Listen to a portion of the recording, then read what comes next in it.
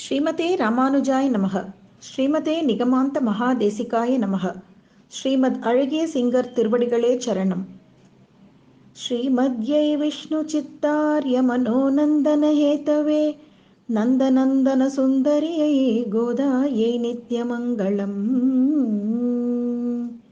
திருப்பாவை பாசுரம் 18.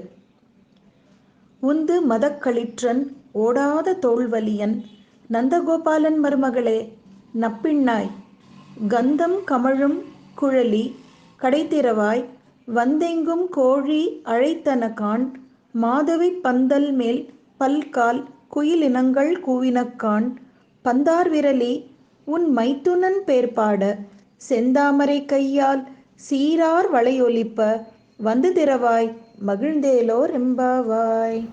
இன்னைக்கு நம்ம 18வது பாசுரத்தை பார்க்க போறோம். உந்து மதக்களிற்றன் ஓடாத தோள்வலியன் நந்தகோபாலன் மருமகளே நப்பின்னாய் அப்படின்னு வருது. இந்த நப்பிண்ணை யாரு? நப்பிண்ணைன்றவ கண்ணபிரானுடைய ஒரு முக்கியமான பத்தினி.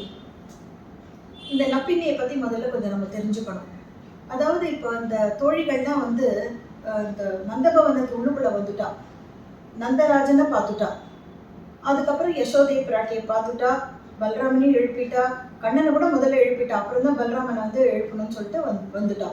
அப்புறம் தான் இவளுக்கு தோன்றது, ஆஹா முதல்ல கண்ணபிரானை எழுப்புறதுக்கு முன்னாடி நம்ம நப்பிண்ணையை தானே, அவனோட பத்தினியை தானே நம்ம எழுப்பியிருக்கணும், தப்பு பண்ணிட்டோமே.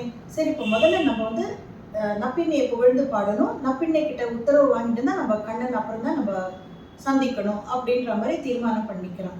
இந்த நப்பிண்ணை யாருங்கிறது ஃபர்ஸ்ட் நம்ம தெரிஞ்சுக்கலாம். பெருமாளுக்கு அங்க பரமபதத்துல பெருமாளுக்கு 3 தேவியர்கள், ஸ்ரீதேவி, பூதேவி, நீலாதேவி. இந்த 3 பத்தினிகளும் என்ன பண்றா, பெருமாள் கண்ணனா, அந்த நாராயணன் கண்ணனா இங்க பூமியில அவதாரம் பண்றச்சே இந்த 3 பத்தினிகளுமே கீழே அவளும் அவதாரம் எடுக்கிறா. அதாவது ஸ்ரீதேவி ருக்மிணி பிராட்டியா வரா, பூமாதேவி சத்யபாமாவாக வரா. அப்புறம் இந்த நீலாதேவி என்பவள் இவளும் ஒரு அவதாரம் எடுத்துக்கிறா. அவ எங்க சேர்றானாக்க, அவளும் ஒரு ஆயர்குல பெண்ணாகவே அவதாரம் பண்ணி கண்ணனை கல்யாணம் பண்ணிக்கிறா. இவ எந்த இடத்துல எப்படி ஆயர்குல பெண்மணியா அவதாரம் பண்ணா அப்படிங்கறது நம்ம தெரிஞ்சுக்கணும். அதாவது இந்த நேபாளத்துல இருக்கக்கூடிய அந்த மிதிலா தேசம்னு இருக்கு.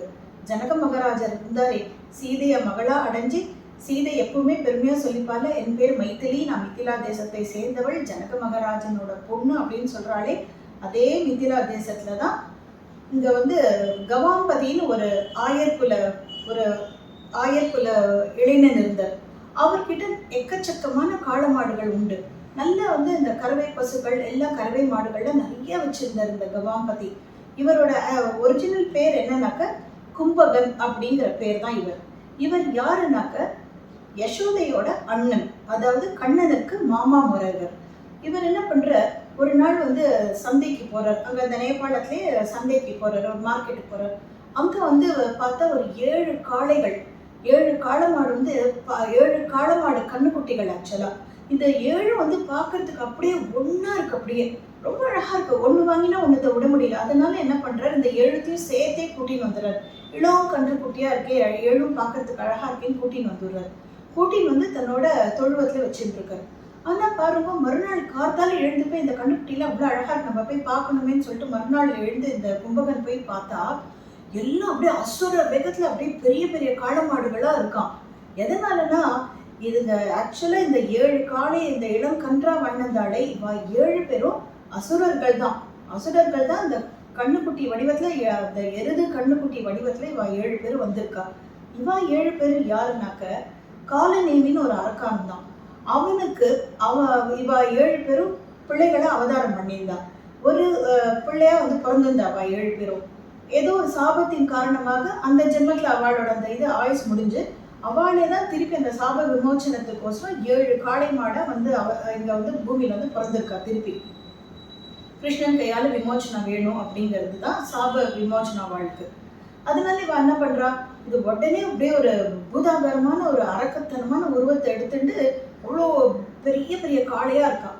இவர் பார்த்தார், இந்த கும்பகன் பார்த்தார், இந்த 7 காளை மாடுகளை யார் அடக்குறாரோ அவருக்கு தான் என்னோட பொண்ணு. அவருக்கு ஒரு பொண்ணு இருந்தா, அந்த பொண்ணு தான் பின்னைன்னு பேரு. அவர் ரொம்ப நல்ல பின்னைன்றதுனால அவளுக்கு நப்பின்னைன்ற பேர் அவளுக்கு. அவதான் இந்த ஆயர்குல பெண்ணா இப்ப வந்து யாரு நம்மளோட நீலாதேவி தான் இந்த நப்பிண்ணை இவங்க வந்து அவதாரம் பண்ணியிருக்கா கும்பகனுக்கு பொண்ணா. கும்பகன் வேற ஒரு சபதம் பண்ணியிருக்கான், யார் இந்த 7 காளை மாடுகளை அடக்குறாளோ அவளுக்கு தான் என் பொண்ணு நப்பிண்ணை கல்யாணம் பண்ணி கொடுப்பேன் அப்படின்னு ஒரு தீர்மானம் பண்ணியிருந்தான். அப்ப இந்த நப்பிண்ணைக்கு வயசு 3 வயசு தான். அப்ப என்ன ஆகுது, ஒரு சமயம் இந்த யசோதையை தன்னோட அண்ணனை பார்க்கணும்னு ரொம்ப ஆசைப்படுறான். அங்கேருந்து வரா, தன்னோட இந்த நந்தபவனத்திலேருந்து இந்த நந்தகாவிலேருந்து புறப்படுறா. அப்போ கிருஷ்ணன் சொல்றாரு, நானும் கூட வரேனே, எனக்கும் மாமாவை பார்க்கணும்னு ஆசையா இருக்கே அப்படின்னு சொல்ற. சரி வான்னு சொல்லிட்டு கிருஷ்ணனை கூட்டிட்டு போறான். கிருஷ்ணனுக்கு அப்போ 5 வயசு, நப்பிண்ணைக்கு 3 வயசு. இவள் வந்து இந்த மிதிலா தேசத்துக்குள்ள வந்துட்டா. வந்து பார்த்த அப்புறம் வந்து எல்லாம் இந்த அவர் பார்க்குற இந்த கும்பகன் பார்க்குற, ஆஹா கிருஷ்ணர் எவ்வளோ அழகு, என் பொண்ணுக்கு இந்த மாதிரி ஒரு அழகான மாப்பிள்ளை, மாப்பிள்ளை தானே இவனும், என் பொண்ணுக்கு இவனை தானே கல்யாணம் பண்ணி கொடுத்துருக்கணும், நான் கல்யாணம் நம்ம என் பொண்ணுக்கு பண்ண இவன் தானே எனக்கு எங்காவது மாப்பிள்ளையா வரணும். ஆனால் நான் எவ்வளோ ஒரு அவசரம் கொடுக்க மாதிரி நான் என்ன ஒரு சாபத்தை ஒரு சபதத்தை மேற்கொண்டுட்டேன், இந்த 7 காளையை அடக்கிறவளுக்கு தான் என் பொண்ணை கொடுப்பேன் நான் ஒரு சபதம் வேற எடுத்துட்டேனே, இது வேற இப்போ எப்படி இதை சரி கட்டுறது அப்படின்னு யோசிக்கச்சு யசோதா கேட்குறா, ஏன் ஒரு மாதிரி வாட்டமா இருக்குன்னு கேட்டோடனே காரணத்தை சொல்றாரு. கிருஷ்ணனும் பக்கத்துல சின்ன குழந்தை 5 வயசு பையன் தானே பார்த்துட்டு இருக்காரு. இதுதான் பிரச்சனை, அதெல்லாம் ஒன்றும் கவலை இல்லை, நான் போய் பார்க்குறேன், நான் அந்த 7 காளை மாடை நான் போய் அடக்கிறேன் அப்படின்னு சொல்லிட்டு கிருஷ்ணர் என்ன பண்ணார், போரர் எல்லாரும் பார்த்துட்டு இருக்கச்சு ஒரு ஷான நேரத்துல கண் இமைக்கிறதுக்குள்ள என்ன பண்ற, 7 காளை மாடுகளையும் அப்படியே பெருமாள் கிருஷ்ணன் வந்து அடக்கிடுறார். இதை பார்த்த உடனே கும்பகனுக்கு ரொம்ப சந்தோஷமாச்சு, தன்னோட சபதமும் நிறைவேற்றித்து தன்னோட ஆசையும் நிறைவேறுவது. அதனால என்ன பண்றார், யசோதா கிட்ட சொல்றார், இந்த அம்மா உன்னோட மாட்டு பொண்ணு, இவதான் நப்பிண்ணை தான் உனக்கு மாட்டு பொண்ணு, அதனால நீயே அவளை கூட்டின்னு போயிடும், 2மே சின்ன குழந்தைகளா இருக்குன்னா நீயே 2த்தையும் ஒன்னாவே சேர்த்து நீயே வளர்த்துன்னு வா அப்படின்னு சொல்லி அவர் அனுப்பிடுறார். நப்பிண்ணியும் யசோதா கூட வந்துடுறா. நந்தகோபன் யசோதாவுக்கு மாட்டு பொண்ணாயிடுறா. அதனாலதான் கண்ணனோட பத்தினி நப்பிண்ணை நீலாதேவியை தான் அப்படியே சாட்சாத் இங்க திருவவதாரம் பண்ணி ஆயர்குல மகளாக வந்திருக்கா. இப்ப என்ன ஆகுது, இந்த கோபிகைகள்லாம் அந்த தோழிமார்கள்லாம் இப்ப நப்பிண்ணையை குறிச்சு பாடணும் இல்லையா, நப்பிண்ணையை சொல்றா. அதுவும் யாரு, அவ வந்து நந்தகோபனோட மருமகளாம். அந்த நந்தகோபன் எப்படிப்பட்டவர், உந்து மத களிற்று ஓடாத தோல்வலையன் அப்படின்னு சொல்றான். அப்படின்னா என்ன அர்த்தம், நல்ல மதம் பிடிச்ச யானைகள் அதை வந்து அப்படியே உந்தி தள்ளுவாராம் அவர் அப்படியே. அதே மாதிரி எந்த போரும் வந்தாலும் பகைவர்களுக்கு புறமுதுகே காட்ட மாட்டாராம். அப்படிப்பட்ட வீரம் வாய்ந்தவர் இந்த நந்தகோபன். அப்பேற்பட்ட நந்தகோபனோட மருமகளே நப்பிண்ணையே அப்படிங்கிறார். நீ உன்னோட கூந்தல்ல எவ்வளவு நல்ல நறுமண பூக்கள்லாம் உன்னோட கூந்தல்ல இருந்து வெளியில வருது அப்படியே. அதை தவிர கண்ணன் வேற நல்ல மலர் மாலைகள் சூடின்னு இருக்கானே, அதுலேருந்து அப்படி ஒரு வாசனை வருது. என்ன பிரயோஜனம், வாசனை நறுமணம் தான் வருதே தவிர ஒன்ன பார்க்க முடியல, தயவு செய்து நீ வெளியில வந்து கதவு தரமா அப்படின்னு வாழலாம் ரொம்ப கெஞ்சரா நப்பிண்ணிய. நப்பிண்ணைக்கு தன்னை நந்தகோபன் மருமகளேன்னு சொல்லிட்டு இவ்வளெல்லாம் சொல்றச்சே ரொம்ப சந்தோஷம் இருந்தது. ஆனாலும் கேட்கிறா, என்ன விடிந்து விட்டதா அப்படின்னு நப்பிண்ணை கேட்கிறா. ஆமா நல்லா விடிந்து விட்டதே, உனக்கு அடையாளம் எல்லாம் உனக்கு தெரியலையா, துப்பர் குயில்கள்லாம் பூவருது, இந்த குறுக்குத்தி பூன்னு சொல்லக்கூடிய மாதவி பூக்கள்னா அப்படியே நல்லா அப்படியே மலர்ந்து அப்படியே அந்த பந்தல் மேல அப்படியே பறந்து கிடக்கு. இதை பார்த்து அந்த சந்தோஷத்துல குயில்கள்லாம் கூட பூவருது, நல்லா பொழுது விடிஞ்சுட்டே, வா வா நீயே வெளியில வந்து பார் அப்படின்னு கூப்பிடுறாவ. பந்தார் விரலி அப்படின்னு சொல்லிட்டு வந்து நீயே வந்து பார் அப்படின்னு கூப்பிடுறாவுல. இவ வந்து நப்பிண்ணை வந்து என்ன சொல்றானாக்கா, அவளுக்கு வெளியில வர்றதுக்கே அவளுக்கு இஷ்டம் இல்லை அவளுக்கு. இவ என்னடாப்பா இப்படி நம்மளை கூப்பிடுறாளே அப்படின்னு நப்பிண்ணை ரொம்ப யோசிக்கிறா. போலாமா வேண்டாமா அப்படின்னு கேட்குறா. இது என்ன பண்றா, இப்போ தோழிகள்லாம் உள்ளுக்குள்ள இருந்து வெளியில இருக்கிறவா என்ன சொல்றா, இவ ஏன் நப்பிண்ணை நம்ம எவ்வளோ சொல்லி ஏன் வெளியில வரமாட்டேங்கிறான்னு இவாள ஒரு பக்கம் வந்து ரொம்ப கவலைப்பட்டு உட்காந்துருக்கா. இவாள அந்த தோழிகள்லாம் கவலைப்படுறா, ஏன் இவ வந்து எட்டியே வெளியிலே வரமாட்டேங்கிறா, நம்ம இவ்வளோ சொல்றோமே அப்படின்னு சொல்லிட்டு என்ன பண்றா, சந்தேகப்பட்டுட்டு இவளை எப்படியாவது நம்ம வெளியில கூட்டின்னு வரணுமே, நப்பிண்ணைகிட்ட நம்ம குறைய சொல்லணுமே அப்படின்னு சொல்லிட்டு இவ என்ன பண்றா, வெளில பாக்குறா எங்கேயாவது இவளை எப்படி பிடிக்க முடியும்னு. அப்படியே பார்த்தா அந்த சாளரம் தெரியுது. இவ கண்ணனும் நப்பிண்ணையும் படுத்துன்னு உறங்குறாலே அந்த பள்ளி அறையில அதுக்கு அந்த பின்னாடி வந்து ஒரு சாளரம், ஒரு கேப் ஜன்னல் மாதிரி அப்படியே ஹோல்ஸா தெரியுது. இவ என்ன பண்றா, அந்த சாளரத்து வழியா அப்படியே உள்ளுக்குள்ள எட்டி பாக்குறான். எட்டி பார்த்தா என்ன தெரியுது இவாளுக்குனாக்க, நப்பிண்ணை வந்து தூங்கின்னு இருக்கா. எப்படி தூங்குறானாக்கா, ஒரு கையில பந்தை வச்சுட்டு இருக்கா, இன்னொரு கையால கண்ணனை அப்படியே கட்டி பிடிச்சிட்டு படுத்துட்டு இருக்கா. கண்ணனும் இவளோட சேர்ந்து கண்ணனும் படுத்துட்டு இருக்கா. அப்ப இவ பாக்குறா, எதுக்கு இவ கையில பந்து வச்சுட்டு இருக்கா. அப்ப இவளுக்கு புரியுது, ஓஹோ ராத்திரி பூரா கண்ணனோட சேர்ந்து பந்து விளையாடின்னு இருக்கா. அப்ப கண்ணன் என்ன பண்றான், சரி இப்போ இதுல யார் ஜெயிக்கிறதுன்னு இவ 2 பேருக்குள்ள போட்டி. அதனால கண்ணன் என்ன பண்றான், என்னதான் நம்ம நப்பிண்ணை நம்மளோட பொண்டாட்டி தானே, அவகிட்ட நம்ம தோத்து போறது ஒன்றும் நமக்கு ஒன்றும் பெரிய கேவலம் கிடையாது, நியாயமா பார்த்தாக்க கண்ணனே ஒரு தத்துவத்தை இங்க காமிச்சிருக்க. இல்லற தர்ம பிரகாரம் மனைவி கிட்ட தோத்து போறதுதான் ஒரு கணவனுக்கு சிறந்த வெற்றியே. ஏன்னா மனைவி சந்தோஷப்பட்டாதான் அந்த கிரகமே நல்லா இருக்கும் அப்படிங்கிறதுனால கண்ணன் என்ன பண்ற, தான் தோத்து போன மாதிரி நப்பின்னைக்கு விட்டு கொடுக்குற.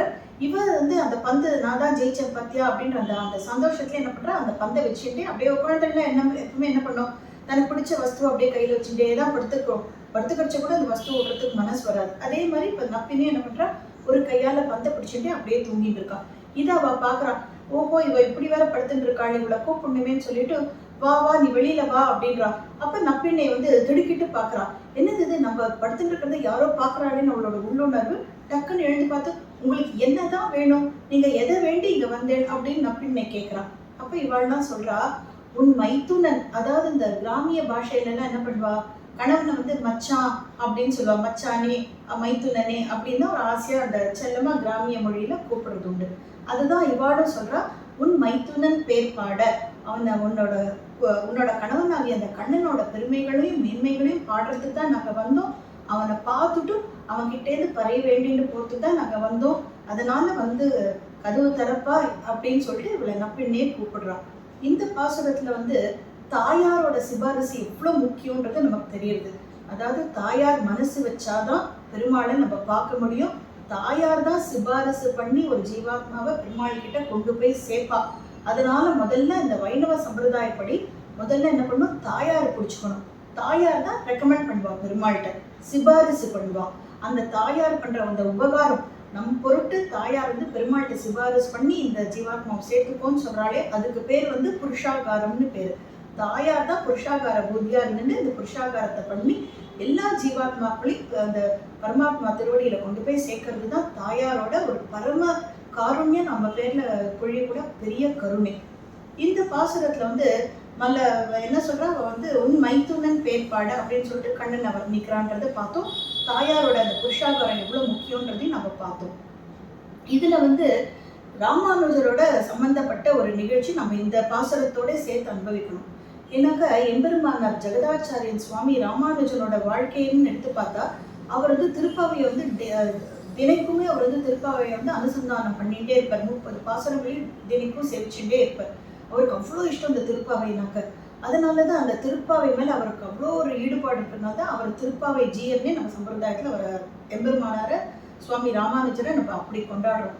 ஒரு சமயம் என்ன ஆகுது, இவருக்கு இந்த பாசுரம் ரொம்ப ரொம்ப பிடிச்ச பாசுரம். இந்த உந்து மத கழிற்றன்ற அந்த 18வது பாசுரம் இது ஏன்னா தாயாரோட அந்த புருஷாகார தத்துவத்தை நமக்கு விளக்கி காமிக்கிறது. நம்ம தாயாரை எப்படி முதல்ல சரணடையணும் அப்படிங்கிறதும் இந்த பாசுரம் உணர்த்துறதுனால இதை சுவாமி ராமானுஜர் ரொம்ப ரொம்ப கொண்டாடுவாராம். இவர் திருவரங்கத்து வீதியில அந்த ஸ்ரீரங்கத்துல என்ன பண்ணுவார், இந்த பிக்ஷைக்கோசரம் அவர் ஒரு இல்லமா அவர் அந்த ஸ்ரீரங்க 4 மாட வீதியில அவர் வந்துட்டு இருக்கார். அப்ப அன்றைய தினம் என்ன பண்றார், இவர் இந்த 18வது பாசுரத்தை அனுசந்தானம் பண்ணிட்டே சேவிச்சுட்டே வர உந்து மத கழிற்றன் அப்படின்னு சொல்லிட்டே வச்சே, பந்தார் விரலி உன் மைத்துனன் பேர்பாட அப்படின்னு செந்தாமரை கையால் திறவாய் அப்படின்னு சீரார் வளை ஒலிப்ப திறவாய் அப்படின்னு அவர் சொல்லி முடிக்கிறதுக்கும் அந்த எந்த வீட்டு வாசல்ல நின்று இவர் இந்த இந்த 2 வரிகளை சொல்றாரு. இந்த பாசுரத்தோட கடைசி 4 வரிகள் அப்படியே பாடிட்டு வரைச்சு என்ன ஆகுது, கரெக்டா இவர் சொல்லி முடிக்கிறதுக்கும் அந்த ஒரு வாசலோட கதவு அப்படி திறக்கிறதுக்கும் சரியானதுதான். கதவு திறக்கிறதுக்கும் அந்த இடத்துல ஒரு பொன் குழந்தை கையில ஒரு பந்த வேற வச்சிருந்துதான். இதை பார்த்த உடனே இவருக்கு அப்படியே நப்பிண்ணை, ஏன்னா இந்த பாசுரத்தை சொல்றது நப்பிண்ணை தான் புகழ்ந்து கொண்டாடக்கூடிய பாசுரம் இது. அப்படியே சாட்சாத் நப்பிண்ணை தேவி அவர் கண்ணுக்கு அப்படியே தெரிஞ்ச மாதிரி இதுதான். அதே பெண் குழந்தை அப்படியே கையில பந்த வச்சுட்டு கதவு வேற திறக்கிறா. இவர் திறவாயின்னு அந்த பாசுரத்தை சொல்றதுக்கும் இந்த குழந்தை பந்தோட கதவு திறக்கிறதுக்கும் இவருக்கு அப்படியே என்ன ஆச்சு, அப்படியே மயக்கம் வந்துடுது இவருக்கு. இந்த கதவு திறந்த பெண் குழந்தை யாரு, அது யாரோட இல்லம்ன்றது நம்ம தெரிஞ்சுக்கணும் இல்லையா. ராமானுஜருக்கு 5 ஆச்சாரியர்கள் உண்டு. பெரிய நம்பிகள், திருக்கோஷ்டியூர் நம்பிகள் அப்படின்னு சொல்லிட்டு அவருக்கு 5 ஆச்சாரியர் உண்டு.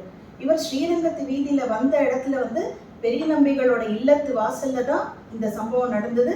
கதவு திறந்தது பெரிய நம்பிகளோட பெண் குழந்தை, அத்துழாய்னு பேர் அந்த குழந்தைக்கு. அதனால இந்த சம்பவம் நடந்தது ஸ்ரீரங்கத்துலன்னு நம்ம அனுபவிக்கிறது உண்டு. சில ஆச்சாரியர்கள் என்ன சொல்றாங்கன்னாக்கா, இந்த சம்பவம் திருக்கோஷ்டியூர்லயும் நடந்தது அப்படின்னு அவ சொல்றது வழக்கம் உண்டு.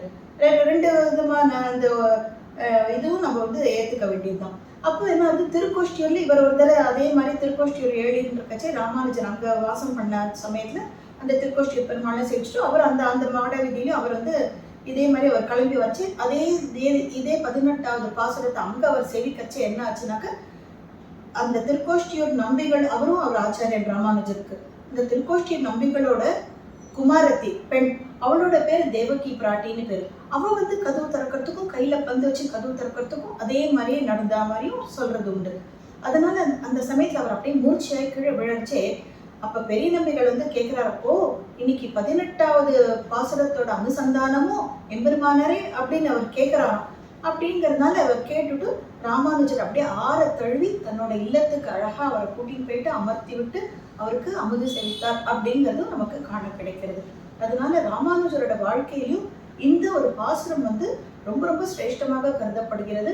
இந்த பாசுரத்தை சேவிக்கிறதுன்றது தாயாரோட புருஷாகாரத்தை நமக்கு பெற்றுத்தரும் அப்படிங்கிற அந்த அனுபவத்தோட இன்னைக்கு இந்த பாசுரத்தை இதோட நிறுத்திக்கலாம். அடுத்து இன்னும் 2 பாசுரத்திலையும் நப்பின்னையோட வைபவம் நமக்கு தொடர்ந்து காத்துட்டு இருக்கு.